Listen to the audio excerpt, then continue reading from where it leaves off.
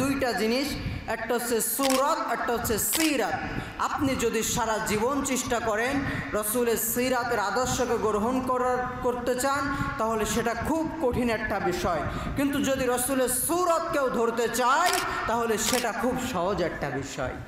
কিন্তু রসুলের সূরত প্রতিষ্ঠা করলেন, আপনার ভিতরে রসুলের আদর্শ থাকবে না, রসুলের চরিত্র থাকবে না, তাহলে আপনি প্রকৃত ঈমানদার, প্রকৃত মুমিন হতে পারবেন না। আমাদের দেশে রাষ্ট্রীয়ভাবে মিলাদুন নবীকে প্রতিষ্ঠা করা হয়েছে, কিন্তু রাষ্ট্রীয়ভাবে সিরাতকে প্রতিষ্ঠা করা হয় নাই।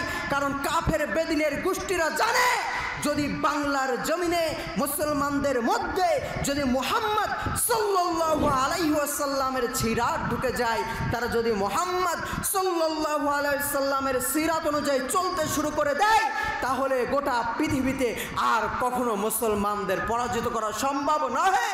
গোটা পৃথিবীতে মুসলমানরা আবার মাথা উঁচু করে দাঁড়াবে। তখন আমরা কাফের বেদিনরা মুসলমানদের ইমানের ঘাটতির দুর্বলতার সুযোগে তাদের উপর যে রাজত্ব করে খাচ্ছি, এটা আর খেতে পারবো না। সেজন্য তারা সব সময় চেষ্টায় আছে কিভাবে মানুষের ভিতর থেকে, কিভাবে মুসলমানদের ভিতর থেকে রাসূল আকরাম সাল্লাল্লাহু আলাইহি সাল্লামের আদর্শকে, সিরাতকে, চরিত্রকে দূর করে দেওয়া যায়, কিভাবে সিরাতের আলোচনাকে বন্ধ করে দেওয়া যায়। এজন্য এই সিরাতের মাসে আমাদের সব থেকে বেশি পবিত্র সিরাতের আলোচনা করা প্রয়োজন এবং সিরাত অনুযায়ী জীবন যাপন করা প্রয়োজন।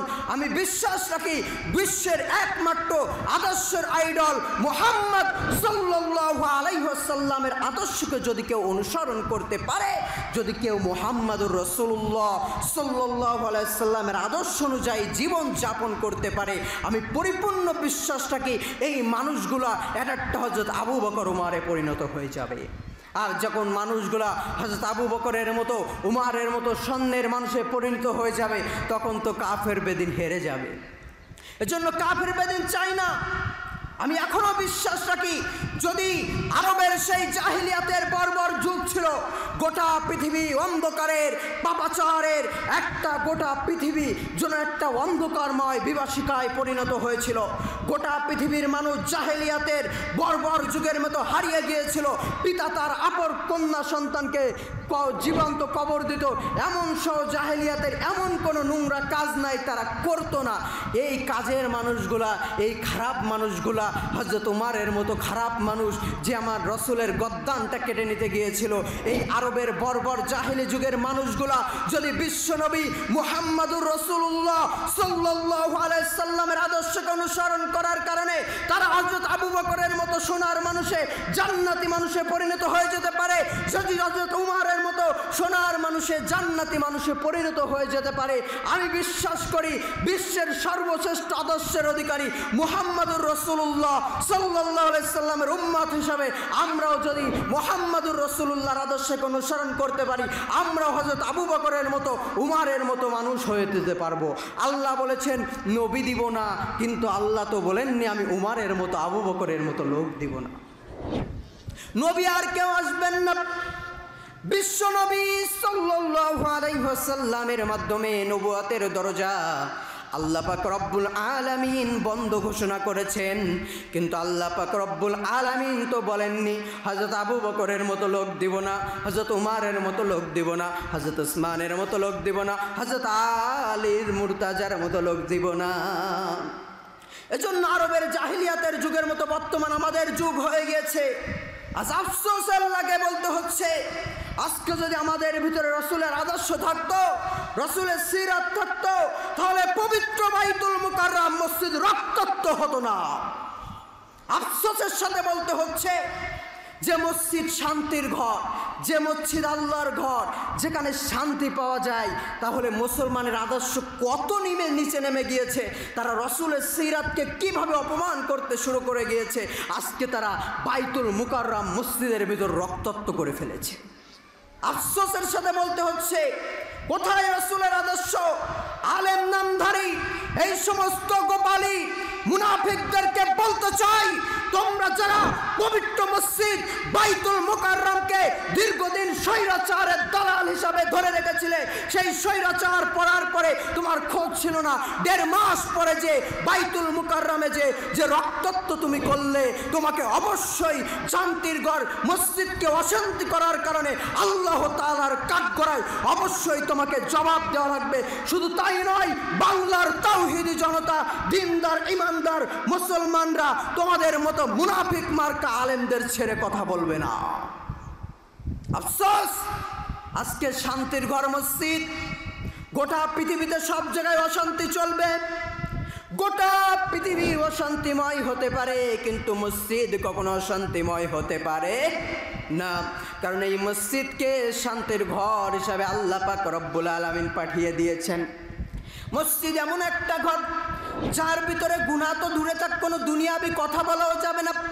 এক সময় এই মসজিদ থেকে রাষ্ট্র পরিচালনা হতো, এই মসজিদে সব মিটিংগুলো হতো, এই মসজিদ থেকে রাষ্ট্র পরিচালনা হতো, ইসলামী খিলাফত কায়েম ছিল। কিন্তু আমরা যেদিন থেকে মুহাম্মাদুর রাসূলুল্লাহ সাল্লাল্লাহু আলাইহি সাল্লামের আদর্শ সিরাতকে ছেড়ে দিয়েছি, সেদিন থেকে কাফের বেদিনরা আমাদের রাষ্ট্রগুলো নাস্তিক সেকুলার রাষ্ট্র কায়েম করে ফেলেছে। কিন্তু আমরা যদি রাসূল আকরাম সাল্লাল্লাহু আলাইহি ওয়াসাল্লামের সিরাত আমাদের বাস্তব জীবনে স্থাপন করতে পারি, আমাদের পরিবারে স্থাপন করতে পারি, আমাদের সমাজে স্থাপন করতে পারি, তারপরে যে রাষ্ট্র যদি রাসূল আকরাম সাল্লাল্লাহু আলাইহি সাল্লামের সিরাতকে প্রতিষ্ঠা করতে পারি রাষ্ট্রীয়ভাবে, তাহলে গোটা পৃথিবী আবার একটা শান্তির রাষ্ট্রে পরিণত হবে। আরবের জাহিলি মানুষগুলো, আরো যে জাহিলির মানুষগুলো যদি বিশ্ব নবী সরওয়ারে কায়নাত মুহাম্মাদুর রাসূলুল্লাহ সাল্লাল্লাহু আলাইহি ওয়াসাল্লামের আদর্শ গ্রহণ করে হযরত আবু বকরের মতো, ওমরের মতো মানুষে পরিণত হতে পারে, নিশ্চয় আমরা মুসলমানরাও এখনো আবু বকর উমর হতে পারি। শুধু আমাদের জীবনে মুহাম্মাদুর রাসূলুল্লাহর সিরাত প্রতিষ্ঠা করতে হবে। আজকে যদি আমাদের মুসলমানদের ভিতরে রাসূলের সিরাত থাকতো, তাহলে ঢাকা বিশ্ববিদ্যালয়ে পাগলা, একজন পাগলাকে ধরে কেউ পিটায় মেরে ফেলতে পারতো না। হায় আফসোস, একজন পাগলাকে তারা খানা খেতে দিয়েছে, খাবার খেতে দিয়েছে, ভাত খেতে দিয়েছে। মানুষ কতটা নিকৃষ্ট মনের অধিকারী হয়ে গিয়েছে, মানুষ কতটা শক্ত মনের অধিকারী হয়ে গিয়েছে। ঢাকা বিশ্ববিদ্যালয়ের আমার ঠিক আপনার আমার মতো কিছু মুসলমান নামক কুলাঙ্গার সন্তানেরা একটা পাগলাকে তারা পিটায় মেরে ফেলেছে। আফসোস, আজকে যদি আমাদের ভিতরে রাসূলের আদর্শ থাকতো, আমার রাসূল কেমন বিচারক ছিলেন, আমার রাসূল কেমনভাবে মানুষকে শিক্ষা দিতেন। একবার মসজিদে নববীর ভিতরে এক ইহুদি যুবক চলে এসেছে। ইহুদি যুবক এসে মসজিদে নববীর ভিতরে প্রস্রাব করে দিচ্ছে। এমন সময় সাহাবায়ে কেরাম সবাই রাগে রাগান্বিত। হযরত ওমর ফারুক তো নিজের তলোয়ারটাও বের করে ফেলেছে, এক কোপে তার কল্লাটা আলাদা করে দিবে। আমার রাসূল বললেন, হে আমার সাহাবারা, থামো, তাকে ঠিকভাবে আগে প্রস্রাবটা সারতে দাও। কারণ যতই মসজিদের ভিতরে প্রস্রাব করুক না কেন, যে প্রস্রাব করেছে তার প্রস্রাবের মাঝখানে যদি তোমরা বাধা প্রদান করো, এতে তার শরীরে রোগ সৃষ্টি হবে। চিন্তা করে দেখেন, যদি আমাদের মসজিদে কেউ যদি প্রস্রাব করতে আসতো, আমরা তাকে কি করতাম? আমরা তাকে পিটাইয়া অন্তত জীবিত রেখে ছেড়ে দিতাম না। কিন্তু যখন ওই যুবক প্রস্রাব করলো, আমার রাসূল ডাক দিয়ে বললেন, যুবক রে, এদিকে এসো।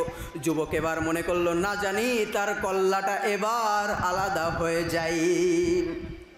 যুবক যখন আমার রাসূলের কাছে গেল, রাসূলুল্লাহ সাল্লাল্লাহু আলাইহি ওয়াসাল্লাম যুবকের গায়ে হাত বুলিয়ে বললে, যুবক তুমি তো জানো এটা আমাদের ধর্মীয় স্থান, পবিত্র স্থান।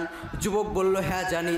রাসূল বললেন, ধর্মীয় স্থান, পবিত্র স্থানে এভাবে প্রস্রাব করতে নেই, আর কখনো প্রস্রাব করবে না। এবং রাসূল সাহাবাদেরকে বললেন, তোমরা পানি এনে ওই প্রস্রাবটা পরিষ্কার করে ফেলো, মসজিদটা পবিত্র করে ফেলো। এটা দেখে যুবকের দুই চোখ দিয়ে পানি গড়গড়ায় পড়েছে। আর যুবক বলছে, ইয়া রাসূলুল্লাহ, আমি আপনাকে পরীক্ষা করার কারণে আমি জানি আপনি নবী, কিন্তু আপনাকে পরীক্ষা করার কারণে মসজিদের বিরুদ্ধে প্রচার করেছিলাম। ইয়া রাসূলুল্লাহ গো, আমাকে কলেমা পড়াইয়া দেন, আমি মুসলমান হয়ে যেতে চাই। মসজিদে প্রসাব করেছে আমার রসুল, তাকে আঘাত করে নাই। আর একজন পাগলাকে তোমরা মোবাইল চুরির অপবাদ দিয়ে তাকে পিটায় মেরেছো। তোমরা আর যাই হও, তোমরা মুসলমান হতে পারো না। তোমরা আর যাই হও, কোনো মানুষ হতে পারো না। তোমাদের ভিতরে মানবতা নাই, তোমরা মানবতারূপীর পশু। আফসোস, আজকে আমাদের রসুলের আদর্শ যদি আমাদের সমাজের প্রত্যেকটা দাঁড়ে দাঁড়ে রসুলের আদর্শকে আমরা কায়েম করতে পারতাম, এই সমাজে থাকতো না কোনো অন্যায়, থাকতো না কোনো অত্যাচার, থাকতো না কোনো নিপীড়ন। এজন্য রসুলের আদর্শকে, রসুলের সিরাতকে আমাদের প্রত্যেকটা মানুষ যদি আমাদের মধ্যে স্থাপন করতে পারতাম, সেই উত্তম চরিত্রের আদর্শের অধিকারী যদি আমরা হতে পারতাম। এজন্য আমার আল্লাহ বলে দিয়েছেন, লাকাদ কানা লাকুম ফি রাসূলিল্লাহ উসওয়াতুল হাসানাহ, নিশ্চয় তোমাদের জন্য রয়েছে মুহাম্মাদুর রাসূলুল্লাহ সাল্লাল্লাহু আলাইহি ওয়াসাল্লামের মধ্যে উত্তমতম সুন্দরতম আদর্শ।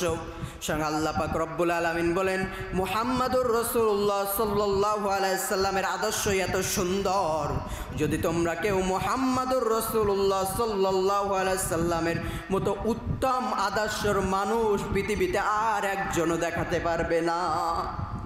দুনিয়ার সৃষ্টিলঙ্ঘ থেকে সমস্ত নবী রাসূল থেকে শুরু করে কিয়ামত পর্যন্ত যত মানুষ আসবে, সর্ব মানুষের চেয়ে উত্তম চরিত্রের অধিকারী, উত্তম আদর্শের অধিকারী মুহাম্মাদুর রাসূলুল্লাহ সাল্লাল্লাহু আলাইহি ওয়াসাল্লাম। এত সুন্দর অধিকারী। এজন্য রসুলকে ভালোবাসতে হবে, রসুলের আদর্শ গ্রহণ করতে হবে। যদি রসুলের আদর্শ গ্রহণ করতে পারি, কাল কিয়ামতের ময়দানে আমার হাতের হাসর নাসর রসুলের সাথে হয়ে যাবে। এজন্য আমাদের চরিত্রের ভিতরে রসুলের চরিত্রকে স্থাপন করতে হবে। আর মুহাম্মাদুর রাসূলুল্লাহর চরিত্র এত সুন্দর চরিত্র, আমরা কিভাবে হাঁটবো সেটাও বলে দিয়েছেন, আমার নবী কিভাবে হেঁটেছেন। আর আমরা কিভাবে হাত চালাবো সেটাও বলে দিয়েছেন, আমার নবী কিভাবে হাত চালিয়েছেন সেটাও আছে। তো আমরা কিভাবে তাকাবো সেটাও আমার নবী কিভাবে তাকিয়েছেন সেটাও কোরআন তার হাদিসে আছে। শুধু তাই নয়, নিজের স্ত্রীর সাথে কেমনভাবে সম্পর্ক রাখবো সেটাও রসুল কীভাবে স্ত্রীর সাথে সম্পর্ক রেখেছেন সেটাও জানিয়ে দিয়েছেন। এজন্য আমি মনে করি প্রত্যেকটা মুসলমানের উচিত ব্যক্তিগত জীবনে মুহাম্মাদুর রাসূলুল্লাহর জীবনী কমপক্ষে একবার হলেও পড়া, তার আদর্শকে পড়া, তার আদর্শ অনুযায়ী জীবন যাপন করা। এই শত সুন্দর আদর্শের অনুসারী এই রসুলকে যদি আপনি ভালোবাসতে পারেন, এই রসুলের আদর্শ অনুযায়ী যদি আপনার হাত চালাতে পারেন, এই রসুলের আদর্শ অনুযায়ী যদি আপনার পা চালাতে পারেন, এই রসুলের আদর্শ অনুযায়ী যদি আপনি স্বামী স্ত্রীর সম্পর্ক রাখতে পারেন, এই রসুলের আদর্শ অনুযায়ী যদি আপনি আপনার সংসার জীবন চালাতে পারেন, আমি রসুলের আদর্শ অনুযায়ী যদি আপনি আত্মীয়তার সম্পর্ক রক্ষা করতে পারেন, রসুলের আদর্শ অনুযায়ী আপনি যদি আপনার পরিবার গড়তে পারেন, সমাজ গড়তে পারেন, রাষ্ট্র গড়তে পারেন, আপনিও জগতের ওমর আবু বকরে পরিণত হয়ে যাবেন। এজন্য রসুলকে ভালোবাসতে হবে। আমার রসুল বলেন, ওই হাত আমার হাত হয়ে যায় যে হাত আমি রসুলের মতো চলে, ওই পা আমার পা হয়ে যায় যে পা আমি রসুলের মতো চলে, ওই চোখ আমার চোখ হয়ে যায় যে চোখ আমি রসুলের মতো চলে, ওই বডি আমি রসুলের বডি হয়ে যায় যে বডি আমি রসুলের সিরাতকে আদর্শ অনুসরণ করে চলে। এজন্য বলি, রসুল আমার ভালোবাসা, রসুল আমার আলো রসা, রসুল আমার প্রেম বিরহের মূল আলোচনা, রসুল আমার কাজে কর্মে অনুপ্রেরণা, রসুল আমার ভালোবাসা, রসুল আমার আলো রসা, রসুল আমার প্রেম বিরহের মূল আলোচনা, রসুল আমার কাজে কর্মে অনুপ্রেরণা। হাজারো অপরাধ, হাজারো অন্যায় করেছে, তাদেরকে আমার রসুল ক্ষমা করে দিয়েছেন। আমার রসুল যে জায়গায় যেভাবে চলতে হয় সেই জায়গায় সেইভাবে চলেছেন। দেখেন, যে মক্কাবাসী আমার রসুলের উপর নির্যাতন করেছিল, অত্যাচার করেছিল, আমার রসুল কত সুন্দর মহৎ গুণের অধিকারী ছিলেন। যে মক্কাবাসী আমার রসুলকে অত্যাচার করেছে, রসুলকে হত্যা করতে চেয়েছে, সেই মক্কাবাসী যখন আমার রসুলকে তাড়িয়ে দিয়েছে, শুধু তাই নয়, রসুলের সাহাবী হযরত বিলালকে নির্যাতন করেছে, রসুলের সাহাবী হযরত খাব্বাবকে নির্যাতন করেছে, রসুলের সাহাবী হযরত খুবাইবকে নির্যাতন করেছে। শুধু তাতেই ক্ষান্ত হয় নাই, তারা রসুলের সাহাবী হযরত সুমাইয়া রাদিয়াল্লাহু তাআলা আনহুকে হত্যা করেছে। শুধু তাই নয়, তারা রসুলের অসংখ্য সাহাবীকে অত্যাচার করেছে, নির্যাতন করেছে। শুধু তাই নয়, তারা উহুদের ময়দানে আমার রসুলের দান মুবারক শহীদ করেছিল। শুধু তাই নয়, মক্কাবাসী রসুল উহুদের ময়দানে রসুলের আপন চাচা হযরত হামজা রাদিয়াল্লাহু তাআলা আনহু, হযরত আমির হামজা রাদিয়াল্লাহু তাআলা আনহুর বুকটা চিরে ফেলেছিল, তার কলিজা বের করে চিবিয়ে খেয়েছিল। শুধু তাই নয়, রসুলের আপন কন্যা হযরত জাইনাব রাদিয়াল্লাহু তাআলা আনহু যখন গর্ভবতী অবস্থায় মদিনা অভিমুখে রওনা হয়ে গিয়েছিলেন, তারা গর্ভবতী রসুলের কন্যা হযরত জাইনাব রাদিয়াল্লাহু তাআলা আনহুকে পেটে তীর মেরে তার সন্তানকে হত্যা করেছিল। উটের উপর থেকে জাইনাব মরে গিয়েছিল। এত শত অপরাধ করার পরেও রাসূল আকরাম সাল্লাল্লাহু আলাইহি ওয়াসাল্লাম কত সুন্দর, কত ক্ষমা সুন্দর আদর্শের অধিকারী ছিলেন, কত সুন্দর চরিত্রের অধিকারী ছিলেন। যখন মক্কাবাসী এত নির্যাতন অত্যাচার করেছে, এত কিছু করার পরে আমার রসুল যখন মক্কাটা বিজয় করলেন, আমার রসুল তখন ওই মক্কাবাসী এত বড় বড় অপরাধ যারা করেছে তাদের সবাইকে তিনি সাধারণ ক্ষমা ঘোষণা করে দিলেন। এত সুন্দর আদর্শ, এত চরিত্রের অধিকারী, এত অত্যাচার, এত নির্যাতন যারা করেছে তাদেরকে যে নবী ক্ষমা করে দিতে পারে, সেই নবীর আদর্শ অনুযায়ী যদি আমরা চলতে পারি, তাহলে আমাদের এই সোনার বাংলাদেশটাকে আমরাও সোনার বাংলাদেশে পরিণত করতে পারি। এজন্য আমাদের উচিত আমাদের ব্যক্তি জীবনে, সব কিছুর জীবনে মুহাম্মাদুর রাসূলুল্লাহ সাল্লাল্লাহু আলাইহি ওয়াসাল্লামের আদর্শ স্থাপন করা। একমাত্র মুহাম্মদ সাল্লাল্লাহু আলাইহি ওয়াসাল্লামের আদর্শ ছাড়া কোনো কিছু সম্ভব, এই সমাজে শান্তি প্রতিষ্ঠা সম্ভব নয়। একটা কথা বলি, দেখেন তায়েফের ময়দানে তায়েফের কাফেরেরা রাসূল আকরাম সাল্লাল্লাহু আলাইহি ওয়াসাল্লামকে যখন পাথরের আঘাতে জর্জরিত করে ফেলেছিল, আমার রসুলের গোটা শরীর দিয়ে যখন রক্ত বের হচ্ছিল, এমন সময় জমিনের ফেরেশতারা এসে বলল, ইয়া রাসূলুল্লাহ, অনুমতি দিন তায়েফবাসীকে আকাশে তুলে নিয়ে হযরত লূত আলাইহিস সালামের কওমকে যেভাবে ধ্বংস করে ফেলা হয়েছিল সেভাবে তাদেরকে উল্টায় দেই। পাহাড়ের ফেরেশতারা এসে বলল, ইয়া রাসূলুল্লাহ, তায়েফের পাশে ছিল বড় বড় পাহাড়, যে পাহাড় যদি পিছ দেওয়া হতো গোটা তায়েফ পিছে যেত। পাহাড়ের ফেরেশতারা বলল, ইয়া রাসূলুল্লাহ, অনুমতি দেন এই পাহাড় দিয়ে চাপ দিয়ে এই তায়েফবাসীকে আমরা ফিসে ফেলি। রসুল বললেন, না রে না, তোমরা যদি এই তায়েফবাসীকে নির্যাতন করো, তাদেরকে ফিসে ফেলো, আমি কাদের মাঝে দাওয়াত প্রদান করব। এজন্য বলি, হাজারো ব্যথা বেদনার পরে ফিরে আসনি তুমি আপন ঘরে, দিনের আলো তুমি ছড়িয়ে দিতে চলে গেলে মদিনায় মক্কা ছেড়ে। হে রাসূল, তোমাকে ভুলি আমি কেমন করে, হাজারো ব্যথা বেদনার পরে ফিরে আসনি তুমি আপন, দিনের আলো তুমি ছড়িয়ে দিতে চলে গেলে মদিনায় মক্কা ছেড়ে। হে রাসূল, তোমাকে ভুলি আমি কেমন করে, তায়েফের কাফেররা চিনল না সে আলো, দুষ্টু ছেলেদের পিছু দিল লেলিয়ে। পাথরের আঘাতে ক্ষত বিক্ষত হয়ে সারা শরীর থেকে রক্ত ঝরে। হে রাসূল, তোমাকে ভুলি আমি কেমন করে। শুধু তাই নয়, রসুল এই ত্যাগ স্বীকার করে ক্ষান্ত হয় নাই। আমার রসুলের আদর্শ এত সুন্দর ছিল, আমার রসুলের ঈমান এত পাকা ছিল, আমার রসুলকে মক্কার কাফেররা লোভ দরিয়ে ইসলাম প্রচার থেকে বিন্দুমাত্র পিছনে সরাতে পারে নাই। বর্তমান সমাজে দেখবেন আমরা রসুলের আদর্শ কেমন করে গ্রহণ করতে পারলাম। আমরা তো রসুলের আদর্শ ভালোভাবে গ্রহণ করতে পারি নাই। যদি আমরা রসুলের আদর্শ গ্রহণ করতে পারতাম তাহলে আমাদের ঈমানটাকে রসুলের মতো মজবুত হতো। কিন্তু আমরা মুসলমানরা এখন এমন হয়ে গিয়েছি, 5 টাকার পানের কাছে, 5 টাকার একটা চায়ের কাছে নিজেদের ঈমানটাকে বিক্রি করে দেয়। কয়টা টাকার কাছে আমাদের ঈমানটাকে বিক্রি করে দেয়, অর্থের লোভে আমাদের ঈমানটাকে বিক্রি করে দেয়, নির্যাতনের লোভে আমরা আমাদের রসুলের আদর্শকে ভুলে যাই। কিন্তু আমার রসুলকে মক্কাবাসী নির্যাতন করেছিল, অত্যাচার করেছিল।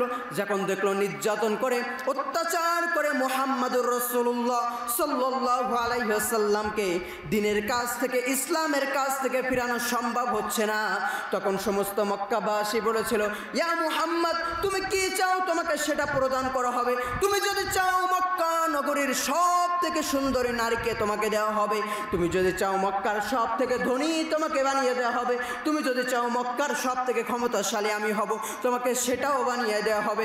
কিন্তু এত বড় বড় প্রস্তাবে, মক্কার সুন্দরী নারী পাওয়ার প্রস্তাবে, মক্কার সব থেকে ক্ষমতা পাওয়ার প্রস্তাব দেওয়া হয়েছিল। শুধু তাই নয়, মক্কার সব থেকে বেশি ধনী বানানোর প্রস্তাব আমার রসুলকে দেওয়া হয়েছিল।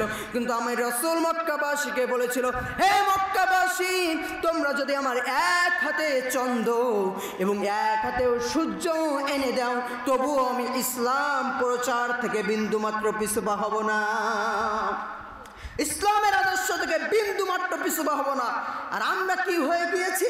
5 টাকার চায়ের কাছে নিজেদের ঈমান বিক্রি করে দেয়, 5 টাকার পানের কাছে নিজেদের ঈমানকে বিক্রি করে দেয়। ভোট আসলে পরে কোনটা ইসলামিক কোনটা ওয়ান ইসলামিক এটা আমরা জানি না। কিন্তু আমাদের মুসলমানদের একটা জিনিস থেকে আসা উচিত, আমার রসুল ছিলেন ইসলামী আন্দোলনের রাষ্ট্রনায়ক। আল্লাহ তাআলা বলে দিয়েছেন, আকিমুস সালাত, সালাত কায়েম করো। আমরা সবাই সালাত কায়েমের করতে যাই, কিন্তু আল্লাহ তাআলা কিন্তু আবারও বলে দিয়েছেন, আকিমুদ্দিন, দিন কায়েম করো। যেমন বলেছেন সালাত কায়েম করো, তেমনি আল্লাহ পাক রব্বুল আলামিন বলেছেন দিন কায়েম করো। কিন্তু আমরা সালাত সবাই পড়তে যাই, কিন্তু দিন কায়েম থেকে পিছনে হয়ে যায়। ওই নামাজ না, যে নামাজ আপনাকে মুহাম্মাদুর রাসূলুল্লাহ সাল্লাল্লাহু আলাইহি ওয়াসাল্লামের আদর্শ অনুসরণ থেকে বাধা প্রদান করে, ওই নামাজ না, যে নামাজ আপনাকে চুরি থেকে ফিরাতে পারে না, ওই নামাজ না, যে নামাজ আপনাকে গীবত থেকে ফিরাতে পারে না, ওই নামাজ না, যে নামাজ আপনাকে অন্যায় অত্যাচারের কাছ থেকে ফিরাতে পারে না, ওই নামাজ না, যে নামাজ আপনাকে অন্যের জমির আইল ঠেলা থেকে ফিরাতে পারে না, ওই নামাজ না, যে নামাজ আপনাকে সুদ থেকে ফিরাতে পারে না, ওই নামাজ না, যে নামাজ আপনাকে ঘুষ থেকে ফিরাতে পারে না, ওই নামাজ না, যে নামাজ আপনাকে ইসলামী আন্দোলনের বিরুদ্ধে কাজে লাগায়। নামাজ অবশ্যই পড়তে হবে, কিন্তু ইসলামী আন্দোলনও করতে হবে। নামাজ পড়া যেমন ফরজে আইন, ইসলামী আন্দোলন করা তেমন ফরজে আইন। এজন্য এই বাংলার জমিনে আমাদেরকে রসুলের আগ্রহ সৈনিক হিসাবে এক একটা আবু বকর উমরে যদি আমরা পরিণত হতে পারি, আমাদের বাংলার জমিনে আমরা যদি রসুলের সিরাত আদর্শকে গ্রহণ করে চলতে পারি, আমি আশা করি বাংলার ওই মাথা থেকে যদি আমরা তাকবীর দিতে পারি, ইমানের দাবিতে যদি ইসলামী দলগুলো, মুসলমানরা একামতের দ্বীনের আন্দোলনগুলো যদি একতাবদ্ধ হয়ে যেতে পারে, আমি আশা করি বাংলার ওই মাথা থেকে যদি আমাদের মতো রসুলের আদর্শের সৈনিকেরা তাকবীর দিতে পারে, আমি আশা করি শেখ হাসিনা যেমন পালিয়ে যেতে বাধ্য হয়েছে, তেমনিভাবে সমস্ত কাফের বেদিনীরা, ইসলাম বিরোধী নাস্তিকেরা বাংলার ওই মাথা দিয়ে তাকবীর দিলে আর এক মাথা দিয়ে পালিয়ে যেতে বাধ্য হবে ইনশাআল্লাহ। এজন্য আমাদেরকে ঈমানের দাবিতে রসুলের আদর্শে আমাদেরকে এক হতে হবে, আল্লাহ তাআলার রুজুকে আঁকড়ে ধরতে হবে, রহমতের নবী, দয়ার নবী, বিশ্ব নবীর আদর্শকে অনুসরণ করতে হবে। তিনি কেমন নবী ছিলেন, কত সুন্দর নবী ছিলেন আমার। এজন্য আল্লাহ তাআলা বলেন, ওয়ামা আরসালনাকা ইল্লা রাহমাতাল লিল আলামিন। গোটা দুনিয়ার জন্য রহমত স্বরূপ এই পৃথিবীর জমিনে পাঠানো হয়েছিল মুহাম্মাদুর রাসূলুল্লাহকে। যদি আমরা সেই রহমত রহমতকে ধরে নিতে না পারি, তাহলে আমাদের মতো কপাল পোড়া হতভাগা আর কেউ হতে পারে না। এজন্য আমাদের জীবনে মুহাম্মাদুর রাসূলুল্লাহ সাল্লাল্লাহু আলাইহি ওয়াসাল্লামের আদর্শকে স্থাপন করতে হবে। যদি সেই রহমত আমরা পেতে চাই, তিনি শুধু মানব জাতির জন্য রহমত ছিলেন না, তিনি শুধু মুসলমানদের জন্য রহমত ছিলেন না, তিনি হিন্দুদের জন্য রহমত, তিনি খ্রিস্টানদের জন্য রহমত, তিনি কাফেরদের জন্য রহমত, তিনি গাছগাছালির জন্য রহমত, তিনি পশু পাখির জন্য রহমত, তিনি গাং নদী সমস্ত পর্বত নালী গোটা পৃথিবীর জন্য রহমত। আল্লাহ পাক রব্বুল আলামিন বলেন, গোটা পৃথিবীতে আমার যত সৃষ্টি আছে সমস্ত সৃষ্টির জন্য রহমত হচ্ছে বিশ্বনবী মুহাম্মাদুর রাসূলুল্লাহ। এই রহমতের নবী, দয়ার নবী, যার সিরাতের মাঠ চলছে, যার সিরাতের আদর্শ দিয়ে এই পৃথিবীকে শান্তি আনা সম্ভব। এখন অনেকে বলতে পারেন, আপনি তো বললেন মুহাম্মদ সাল্লাল্লাহু আলাইহি সাল্লাম হিন্দুদের জন্য রহমত, ইহুদিদের জন্য রহমত, খ্রিস্টানদের জন্য রহমত, এটা আবার কেমন করে? দেখেন, হযরত লূত আলাইহিস সালাম দীর্ঘদিন তার কওমের মাঝে দাওয়াত প্রদান করেছিলেন, এ আমার কওমের লোকেরা, তোমরা ইসলামের দাওয়াতকে গ্রহণ করে নাও। কিন্তু হযরত লূত আলাইহিস সালামের কওম হযরত লূত আলাইহিস সালামের দাওয়াতকে গ্রহণ করে নাই, যার কারণে আল্লাহ পাক রব্বুল আলামিন হযরত লূত আলাইহিস সালামের কওমকে ধ্বংস করে দিয়েছিলেন। এরপরে আসেন হযরত নূহ আলাইহিস সালাম।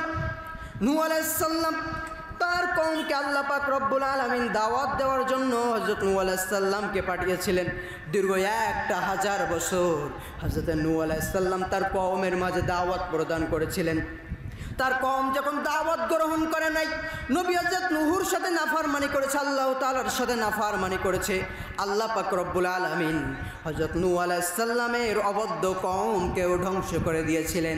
এভাবে সুতরাং বিশ্বনবী মুহাম্মদ সাল্লাল্লাহু আলাইহি সাল্লামের আগে প্রত্যেকটা নবীর বিদ্রোহীদেরকে আল্লাহ পাক রব্বুল আলামিন আকাশের আযাব দিয়ে ধ্বংস করে দিয়েছিলেন। ফিরআউনকে ধ্বংস করেছিলেন, নমরুদকে ধ্বংস করেছিলেন। কিন্তু রাসূল আকরাম সাল্লাল্লাহু আলাইহি ওয়াসাল্লাম কেন কাফেরদের জন্য রহমত? রাসূল আকরাম সাল্লাল্লাহু আলাইহি ওয়াসাল্লাম আল্লাহ পাক রব্বুল আলামিনের কাছে দুটো হাত তুলে বলেছিলেন, ইয়া রব্বুল আলামিন, তুমি আমার উম্মতের কোনো লোককে তুমি ধ্বংস করবে না, ধ্বংস করে দিবে না। অন্যান্য নবীদের উম্মতদেরকে তুমি যেভাবে ধ্বংস করে দিয়েছিলে, তোমার নাফরমানি করার কারণে, তোমার নবীদেরকে অমান্য করার কারণে, ইয়া রব্বুল আলামিন, তুমি আমার কোনো উম্মতকে, যারা যদি তোমার নাফরমানিও করে, তারা যদি মূর্তি পূজাও করে, তারা সব কিছু করুক না কেন, তুমি কাউকে ধ্বংস করে দিবে না। এজন্য আল্লাহ পাক রব্বুল আলামিন যতই মানুষ আল্লাহ তাআলার নাফরমানি করুক না কেন, আল্লাহ পাক রব্বুল আলামিন মুহাম্মাদুর রাসূলুল্লাহর কোনো উম্মতকে দুনিয়ার জমিন থেকে ধ্বংস করবেন না। অবশ্যই অবশ্যই কাল কিয়ামতের ময়দানে তাদের হিসাব আল্লাহ পাক রব্বুল আলামিন নেবেন। কারণ কথায় আছে, আল্লাহ পাক রব্বুল আলামিন ছাড় দেন কিন্তু ছেড়ে দেন না। কিন্তু আল্লাহ পাক রব্বুল আলামিন বিশ্বনবী সাল্লাল্লাহু আলাইহি ওয়াসাল্লামকে রহমত হিসাবে প্রেরণ করেছেন সর্বজাতির জন্য, সর্বজিনিসের জন্য। আল্লাহ পাক রব্বুল আলামিন সর্বজিনিসের, সর্বসৃষ্টির জন্য রহমত মুহাম্মাদুর রাসূলুল্লাহ। তিনি শুধু সর্বশ্রেষ্ঠ রহমতের নবী নয়, তিনি ছিল উত্তম রাষ্ট্রনায়ক, উত্তম বিচারক। একবার রাসূল আকরাম সাল্লাল্লাহু আলাইহি ওয়াসাল্লামের কাছে বিচার আসলো, ইয়া রাসূলুল্লাহ, কুরাইশ বংশের এক মহিলা চুরি করেছে। এখন ইসলামিক শরিয়াতের বিধান, কেউ যদি চুরি করে তার হাতটা কেটে ফেলতে হবে। রাসূল আকরাম সাল্লাল্লাহু আলাইহি ওয়াসাল্লাম সঙ্গে সঙ্গে ওই মহিলার হাতটা কেটে ফেলতে বললেন। হাতটা কেটে ফেলতে বলার পরে যারা সম্মানিত সাহাবায়ে কেরাম ছিল, তারা এসে বলল, ইয়া রাসূলুল্লাহ, আপনি যে মহিলাটার হাতটা কেটে ফেলতে বলেছেন, ওই মহিলাটা কুরাইশ বংশের মহিলা, সম্মানিত বংশের মহিলা। শুধু তাই নয়, ওই মহিলাটা আপনার বংশেরও মহিলা, যেহেতু আপনিও কুরাইশ বংশের লোক, মহিলাটাও কুরাইশ বংশের লোক। যদি চুরির অপবাদে ওই মহিলার হাতটা কেটে ফেলা হয়, তাহলে আপনার বংশের অসম্মান হবে। রাসূল আকরাম সাল্লাল্লাহু আলাইহি ওয়াসাল্লাম সঙ্গে সঙ্গে রেগে গেলেন এবং রেগে গিয়ে বললেন, ও আমার সাহাবীরা, তোমরা কি আমার বিচার নিয়ে সন্দেহ পোষণ করো? কুরাইশ বংশের মহিলা কেন, আমার আপন কন্যা ফাতেমাও যদি চুরি করে তাহলে আমি নিজ হাতে আমার কন্যা ফাতেমার হাতটাও কেটে ফেলবো। আজকে কিসের রাজত্ব দেখায়, কিসের অহংকার। যখন আম্মা জান ফাতেমাকে কবরে রাখতে যাওয়া হয়েছিল, হযরত আবু যর গিফারি বলেছিল, হে কবর, তুমি কি জানো তোমার ভিতরে আজকে কাকে রাখবো? রসুলের আদরের কন্যাকে রাখবো। হে কবর, তুমি কি জানো তোমার ভিতরে আজকে কাকে রাখবো? তোমার ভিতরে মুহাম্মাদুর রাসূলুল্লাহ সাল্লাল্লাহু আলাইহি ওয়াসাল্লামের কন্যা হযরত ইমাম হাসান হুসাইনের আম্মা হযরত আলী মুর্তাজার স্ত্রীকে রাখা হবে, হযরত খাদিজা রাদিয়াল্লাহু তাআলা আনহার কন্যাকে রাখা হবে। কবর উত্তর দিয়েছিল, ইয়া আবু যর, আমি ফাতেমাকে চিনি না, আমি মুহাম্মদ সাল্লাল্লাহু আলাইহি ওয়াসাল্লামের কন্যাকে চিনি না, আমি ইমাম হাসান হুসাইনের আম্মাকে চিনি না, আমি হযরত খাদিজার কন্যাকে চিনি না, আমি হযরত আলী মুর্তাজা রাদিয়াল্লাহু তাআলা আনহুর স্ত্রীকে চিনি না, আমি চিনি নেক আমল। দেখেন রাসূল আকরাম সাল্লাল্লাহু আলাইহি সাল্লামকে ফাতেমা রাদিয়াল্লাহু তাআলা আনহু রাসূলুল্লাহ বলেছিলেন, হে ফাতেমা, শুনে রাখো, আমি নবী মুহাম্মদ সাল্লাল্লাহু আলাইহি সাল্লাম তোমার পিতা বলে তুমি মনে করো না তুমি জান্নাতে চলে যাবে, বরং তোমারও হিসাব নিকাশ হবে, তোমাকেও আমল দিয়ে জান্নাতে প্রবেশ করতে হবে। এত উত্তম সুন্দর চরিত্রের অধিকারী বিশ্বনবী মুহাম্মদুর রাসূলুল্লাহ সাল্লাল্লাহু আলাইহি ওয়াসাল্লাম উত্তম বিচারক। এই রাসূলুল্লাহ সাল্লাল্লাহু আলাইহি ওয়াসাল্লামকে আমরা ভালোবাসতে পারি না, এই রাসূলের আদর্শকে গ্রহণ করতে পারি না। অথচ আমার রাসূল বলেন, যতক্ষণ পর্যন্ত তোমার পরিবার, তোমার সন্তান সন্ততি, তোমার অর্থ সম্পদ, তোমার আব্বা আম্মা, তোমার সব কিছুর চাইতে আমি নবী মুহাম্মদুর রাসূলুল্লাহকে বেশি না ভালোবাসতে পারবে, ততক্ষণ পর্যন্ত তোমরা কেউই মুমিন হতে পারবে না, ঈমানদার হতে পারবে না। এজন্য সব কিছুর চাইতে বিশ্বনবী মুহাম্মদুর রাসূলুল্লাহকে বেশি ভালোবাসতে হবে। রাসূলুল্লাহ আমার বলেন, তোমার পরিবার, সন্তান সম্পত্তি, আত্মীয় স্বজন, অর্থ সম্পদ সব কিছুর চাইতে আমি মুহাম্মদ সাল্লাল্লাহু আলাইহি সাল্লামকে বেশি ভালোবাসতে হবে। কিন্তু আজকে দেখা যায় আমরা আমাদের স্ত্রীর জন্য, আমাদের পরিবারের জন্য, আমাদের সন্তান সন্ততির জন্য, আমাদের মান সম্মানের জন্য, অন্যের ভয়ে, স্বৈরাচারের ভয়ে, বিভিন্ন কাফের বেদিনদের ভয়ে আমরা মুহাম্মাদুর রাসূলুল্লাহ সাল্লাল্লাহু আলাইহি ওয়াসাল্লামের আদর্শকে ছেড়ে দেয়। আবার অনেকে প্রশ্ন করতে পারেন, কেন মুহাম্মদ সাল্লাল্লাহু আলাইহি ওয়াসাল্লামের আদর্শ অনুসরণ করব? আহারে মুসলমান, তুমি কি তোমার নবীর জীবনী এখনো পড়তে পারো নাই? তাহলে তোমার মতো কপাল পোড়া, তোমার মতো হতভাগা মুসলমান আর কেউ হতে পারে না। আমি মনে করি, আমি যদি সারাদিন, সারা ঘন্টা, সারা জীবনও মুহাম্মদ সাল্লাল্লাহু আলাইহি ওয়াসাল্লামের আদর্শ সিরাতকে বর্ণনা করি, বুঝায়, তাহলে বুঝায় শেষ করাতে পারবো না। আমি মরে যাব, আমার মতো অনেকে মারা যাবে, কিন্তু মুহাম্মদ সাল্লাল্লাহু আলাইহি ওয়াসাল্লামের আদর্শ বোঝানো শেষ হবে না। এজন্য আমি বলি, প্রত্যেকটা মুসলমানের মুহাম্মদ সাল্লাল্লাহু আলাইহি ওয়াসাল্লামের জীবনী পড়া উচিত। বিশেষ করে সিরাতে মুস্তাফা আর রাহিকুল মাকতুম, সিরাতে খাতামুল আম্বিয়া সহ অসংখ্য সিরাত গ্রস্ত আছে। আমি মনে করি প্রত্যেকটা মুসলমানের উচিত মুহাম্মদ সাল্লাল্লাহু আলাইহি সাল্লামের জীবনী পড়া এবং মুহাম্মদ সাল্লাল্লাহু আলাইহি সাল্লাম কীভাবে চলেছেন সেইভাবে চলা। যদি আমরা মুসলমানরা আবারও মুহাম্মদ সাল্লাল্লাহু আলাইহি সাল্লামের আদর্শ অনুযায়ী চলতে পারি, এই পৃথিবীর জমিনে এই মুসলমানরা আবারও বীরের জাতিতে পরিণত হবে।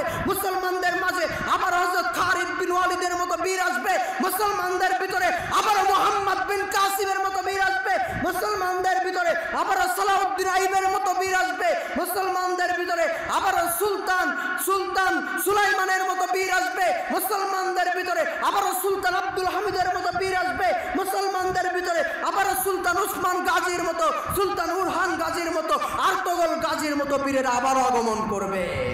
মুসলমানদের ভিতরে আবার আসবে সুলতান মালিক শাহ, মুসলমানদের ভিতরে আবার আসবে সুলতান আল পারসালান, বাংলার সুলতান গিয়াসউদ্দিনের মতো সুলতান শাসক যখন আবারও মুসলমানদের ভিতরে তৈরি হয়ে যাবে, মুসলমানরা আবারও সগৌরবে এই পৃথিবীর বুকে মাথা চারা দিয়ে উঠে দাঁড়াবে। আজকে যে পরাশক্তি আমেরিকাকে আপনি ভয় করেন, যে আমেরিকার ভয়ে গোটা পৃথিবী থরথর করে কাঁপে, আপনি কি জানেন উসমানী অটোমান গাজী উসমান পাশা, উসমানী অটোমান সাম্রাজ্যের উজির গাজী উসমান পাশা এই আমেরিকাকে উসমানী সাম্রাজ্যে উসমানী খিলাফতকে কর দিতে বাধ্য করেছিল। বেশি দিন আগের কথা নয়, এখান থেকে মাত্র 150 বছরও হয় নাই।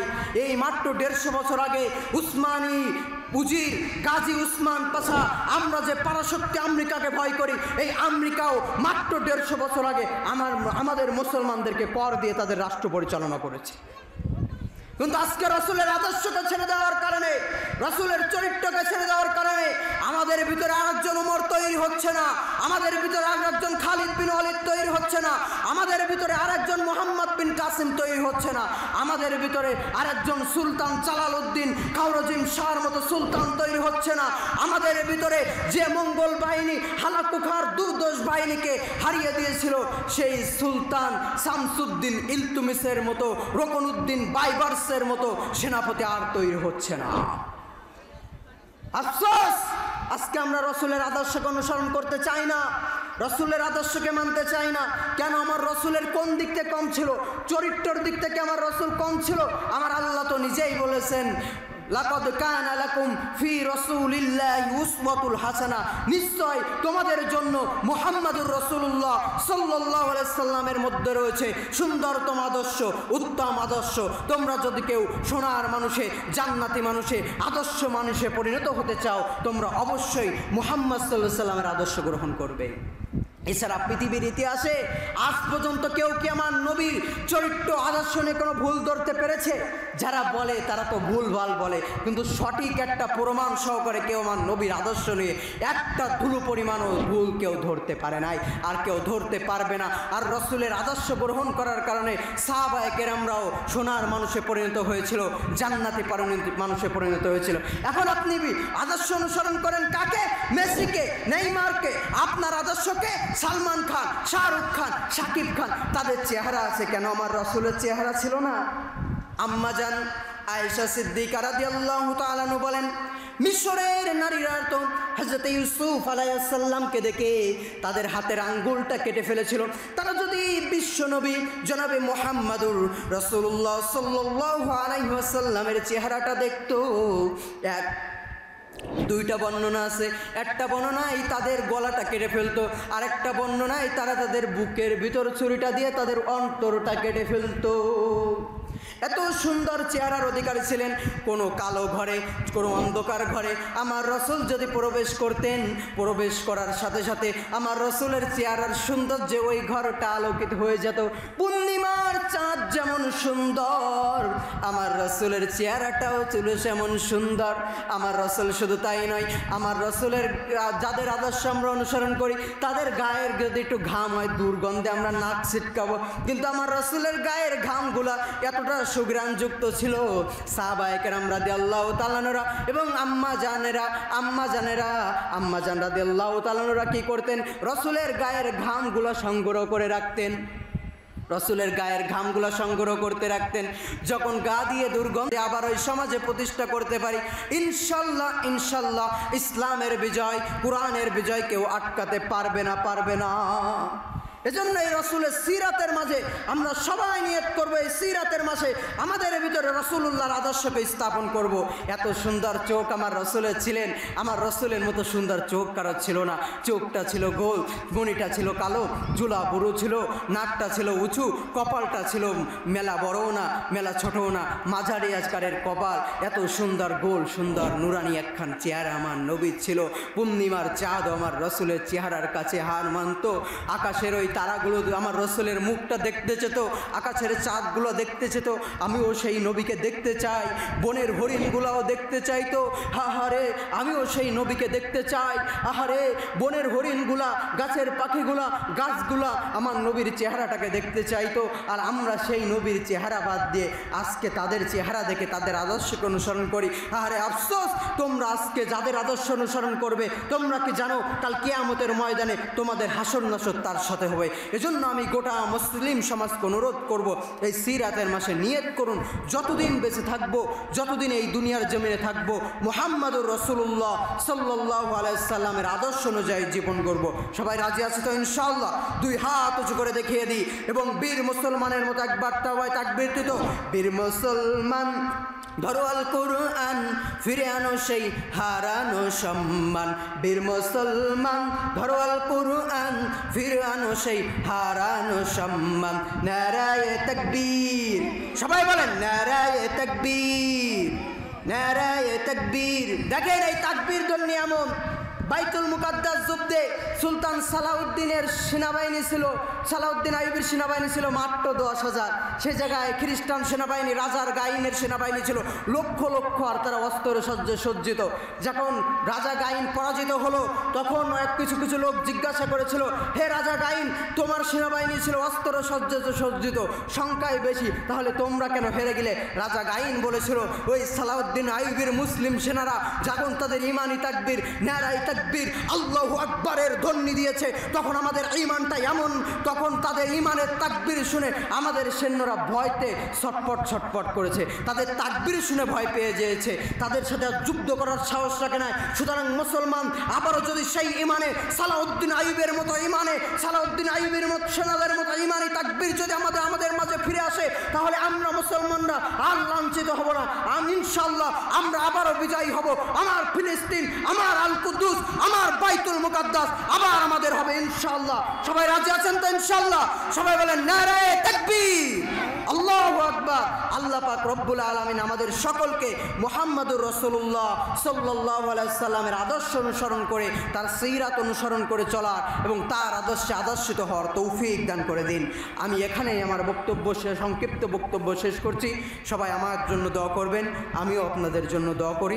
আল্লাহ পাক রব্বুল আলামিন আমাদের সকলকে মুহাম্মদ সাল্লাল্লাহু আলাইহি ওয়াসাল্লামের আদর্শে আদর্শিত হয়ে চলার তৌফিক দান করে দিন। আমিন। ওয়া আখিরু দাওয়ানা আলহামদুলিল্লাহি রাব্বিল আলামিন। আসসালামু আলাইকুম ওয়া রাহমাতুল্লাহি ওয়া বারাকাতুহু।